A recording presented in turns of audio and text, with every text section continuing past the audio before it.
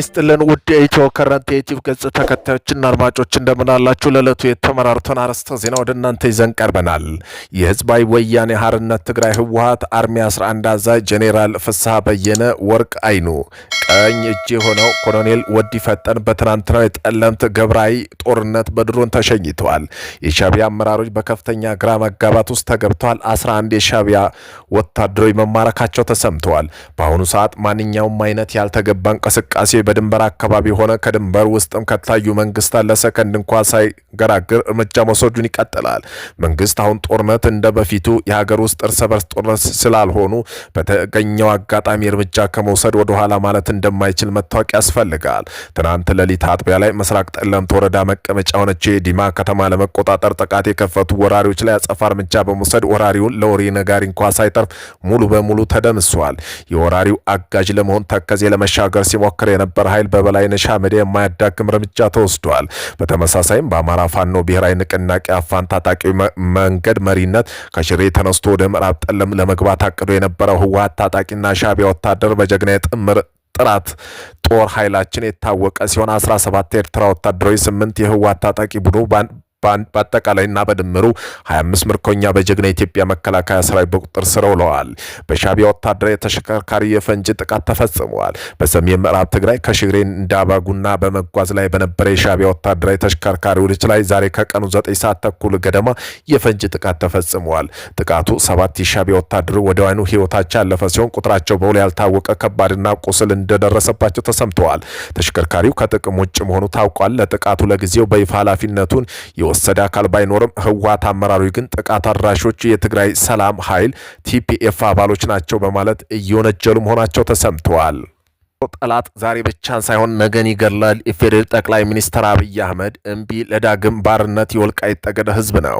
አማራ ክልል ወልቃይት ጠገዴ ሰቲት ሁመራ ዞን በ4 ወረዳዎችና በ5 ከተማ አስተዳደሮች የሚገኙ ነዋሪዎች ህወሓት ዳግም ወረራ ፍላጎትና የጦር እንቅስቃሴ የሚቋወም ህዝባዊ ሰላማዊ ሰልፍ አካሂደዋል። ሰላሙ ሰልፍ እምቢ ለዳግም ጦርነት በሚል መልእክት ነው የተካሄደው። ሰልፉ ላይ የተገኘው ንግግር ያደረጉት የዞኑ ምክትል አስተዳደርና የሰላምና ጸጥታ መምሪያ ኃላፊ ኮሎኔል ደመቀ ዘውዱ ሰልፉ 3 ዓላማ እንዳሉ ገልጸዋል። እነዚህም ሰላም ለሁሉም አስፈላጊ መሆኑን፣ የህወሓት ጦር ሰባቂነት ተስፋፊነት በማውገዝ እንዲሁም ህዝቡና የዞን አስተዳደር ከፌዴራል መንግስት ጎን መቆም የሚያመላክት ናቸው ብለዋል። ጠቅላይ ሚኒስትር አብይ አህመድ ሀገራችን ለመምራት የሚመጥኑና ውስጣዊ ችግሮች ተረድተው መፍታት ወደ ከፍታ እንደሚያደርሱ በማመን የዞኑ ህዝብና አስተዳደር ከጎናችን ይቁም ነው ያሉት። እኛ ሰላም እንጂ ጦርነት አንፈልግም ያሉት ኮሎኔል ደመቀ ዘውዱ የህወሓት ጸረ ሰላም እንቅስቃሴ መላ ኢትዮጵያን ህዝብ ሊቃወመው እንደሚገባ አመላክተዋል። በሰላም እጅ በጉልበት የሚሳካ ነገር ባለመኖሩ ህዋና ጦርነት በቃል ሊባል ይገባል ነው ያሉት። የወልቃይት ጠገዴ አማራ ህዝብ ወሰን ማንነቱን በማክበርና ኢትዮጵያ ላይ ለመጠበቅ ቆርጦ ተነስቷል ያሉት ደግሞ የሰቲት ሁመራ ከተማ አስተዳደር ከንቲባ አኳየሁ ሙሉ ናቸው።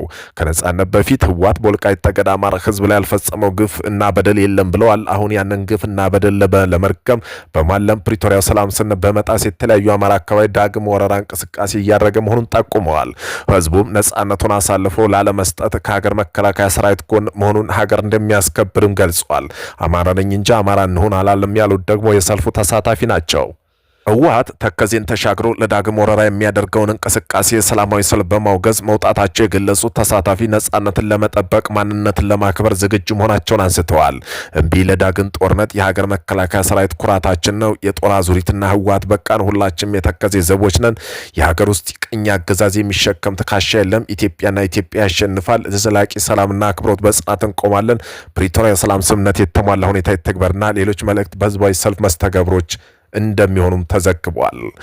የትግራይ ሰላም ኃይል ቲፒኤፍ ግስጋሴውን አጠናክሮ ቀጥሏል።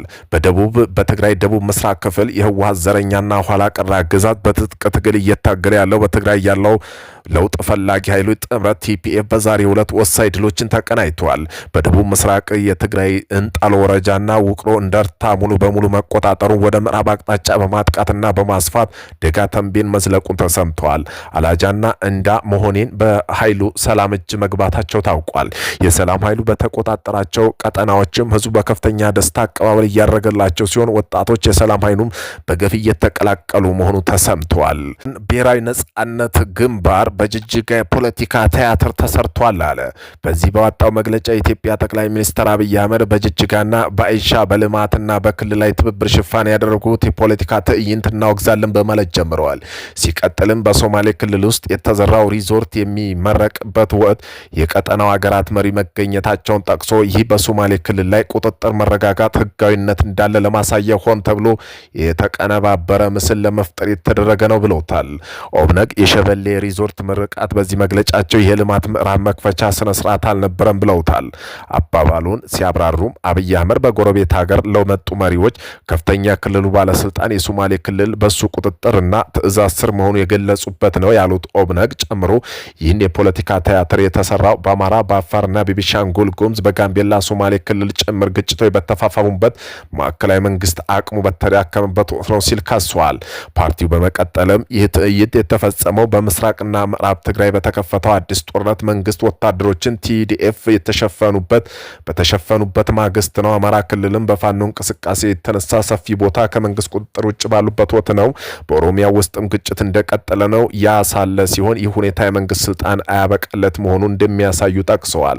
ኦብነግ ጨምሮ አገዛዙ ሀገሪቱን በወታደራዊ ሆነ በፖለቲካዊ ማረጋጋት ባለመቻሉ ውድቀቱን ለመሸፈን ሪዞርት እያስመረቀ ነው ካለ በኋላ ትናንት ከተመረቁ ሸበሌ ሪዞርት ካለ ሶማሌ ህዝብ ፈቃድ የተሰራ መሆኑን የሶማሌ ህዝብ የማይወክል ነው ብለውታል።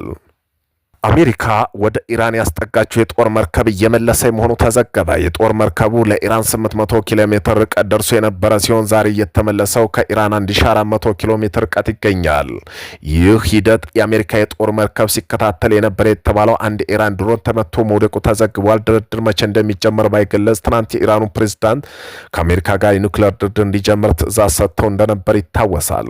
የአሜሪካ ጦርም በአረቡ ባህር ላይ ወደ ጦር መርከቡ የተቃረበ ኢራን ድሮን መጥቶ መጣሉን ባስታው ዕለት ፕሬዝዳንት ዶናልድ ትራምፕ ዋሽንግተን ውጥረቱን ለማርገብ ከኤርትራ ጋር ንግግር እያደረጉ መሆኑን አረጋግጠዋል። የአሜሪካ መካከለኛው እዝ እንዳስታወቀው ዩኤስ አብርሃም ሊንከን የጦር መርከብ የተነሳ የአሜሪካ ተዋጊ ጀት ሻሂድ 139 የተሰኘ ኢራን ድሮን መጥቶ ጥለዋል። ድሮኑ ወደ ጦር መርከቡና በውስጥ ወደ ነበሩ ወታደሮች በጥቃት መንፈስ ተቃርቦ ነበር ብለዋል። ከዚህ በተጨማሪም የኢራን አብዮታዊ ዘብ ጀልባ በሆርሙዝ ወንዝ ላይ የአሜሪካ ሰንደቅ ዓላማ የጫነ የንግድ መርከብ ለማገት ሙከራ ማድረጋቸውን ሴትኮም ገልጸዋል። የኢራን ወገን በበኩሉ መርከቧ ኢራንን ግዛት ጥሳ በመግባቷ ማስጠንቀቂያ ተሰጥቷት አካባቢ ለቃ መውጣቷ ተገልጿል። ፕሬዝዳንት ትራምፕ ዛሬ ዋይት ሃውስ ለጋዜጠኞች በሰጡ መግለጫ አሜሪካ ከኢራን ጋር አሁንም እየተደራደረች መሆኑን ገልጸዋል። ሆኖም ግን የት እንደሚካሄድ ለመናገር ፍቃደኛ አልሆኑም። ትራምፕ ባለፈው ሰኔ ወር አሜሪካ በኢራን የኒውክሌር ተቋማት ላይ የፈጸመችው ሚድናይት ሃመር የተሰኘው ጥቃት በማስታወስ ያ ጥቃት እንደገና እንዲከሰት የሚፈልጉ አይመስለኝም ሲሉ አስጠንቅቀዋል። የኢራኑ ፕሬዝዳንት መሱድ ፔጂካን የውጭ ጉዳይ ሚኒስትራቸው ክብርና ጥንቃቄ በልሃብ መሰረት ያደረገ ድርድር እያደረጉ መመሪያ መስጠታቸውን ገልጸው ሆኖም ግን ድርድሩ ፍትሃዊ ምቹ ሁኔታ የተሟላ በመሆኑ እንዳለበት አሳስበዋል። ሁለቱም ወታደራዊ ግጭቶች ቢኖሩም የፊታችን አርብ ይካሄዳል ተብሎ የሚጠበቀው ንግግር እስካሁንም አልተሰረዘም። አሜሪካ ልዩ መልእክተኛ ስቲቭ ዊትኮፍ ከኢራን ወገን ጋር እንደሚነጋገሩ ገልጸዋል። ንግግር የሚካሄድበት ቦታ በተመለከተ በኦማንና በቱርክ መካከል ምርጫ እየተደረገ ሲሆን ኢራን በድርድሩ በኦማን እንደሆን ኒውክሌር ጉዳይ ላይ ብቻ እንዲያተኩር ፍላጎት አላት። ተንታኞች እንደሚሉ ከሆነ ሁለቱም ወገኖች የራሳቸው ቀይ መስመር ለማላላት ፈቃደኛ ካልሆኑ ድርድሩ ውጤታማ የመሆኑ እድል ጠባብ ነው። አሜሪካ ከፍተኛ ወታደራዊ ኃይል ወደ ቀጠናው ማስጠጋቷ ኢራን በቅርበት ለስምምነት እንድትገዛ ለማድረግ ወይስ የመንግስት ለውጥ ለማምጣት የታለመ ነው የሚለው ጉዳይ አነጋጋሪ ሆኖ ቀጥሏል። ለመጀመሪያ ጊዜ በቱርክ ድሮን የሰሩት ሁለት ወንድማማቾች እኛ ባመረትነው ድሮን የሰው ህይወት ጠፍቶ ስንመለከት ምን ነው ባቀረብ ነው ብለን መጸጸታቸውን ገለጹ። ቱርክ ባይራክተር ቱቢቱ ያመረተው ሁለት ወንድማማቾች ተዋውቋቸው በዚህም ጉዳይ እነዚህ ሁለት ወንድማማቾች ለዓለም ድሮን ሲያበረክቱ የሰው ህይወት ይጠፋል ብለን አላሰብንም ብለዋል።